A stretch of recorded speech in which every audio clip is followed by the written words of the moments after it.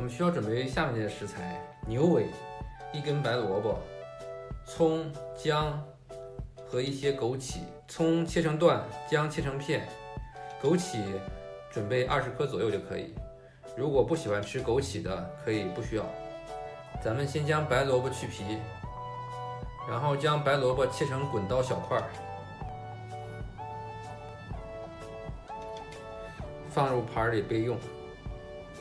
因为在德国超市买的这个牛尾骨就已经是小块的，所以不需要我自己去切。咱们将牛尾骨冷水下锅，倒一点料酒，将牛尾骨焯一下水，是为了把血沫焯出来，去一下腥。咱们撇去上面的血沫，将牛尾骨捞出，锅中另加水。如果家中有砂锅的话，最好用砂锅。锅中放入葱段、姜片，将刚刚焯好水的牛尾骨放入，盖上锅盖，大火煮沸，然后再转小火煮2个小时。2个小时以后呢，再向其中加入刚刚切好的白萝卜，然后再加入枸杞，再煮上半小时。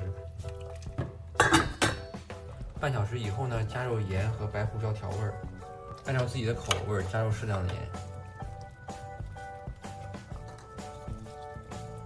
然后再煮上5分钟，咱们的牛尾萝卜汤就炖好了。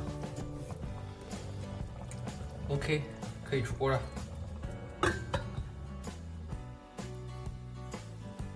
牛尾萝卜汤做好了，现在已经11点半了，这不是晚饭，这是夜宵。犒劳一下自己吧。等了3个小时，值了。大家有时间的话也赶快试一试吧，煲点汤补补身子。拜，咱们下期再见，晚安。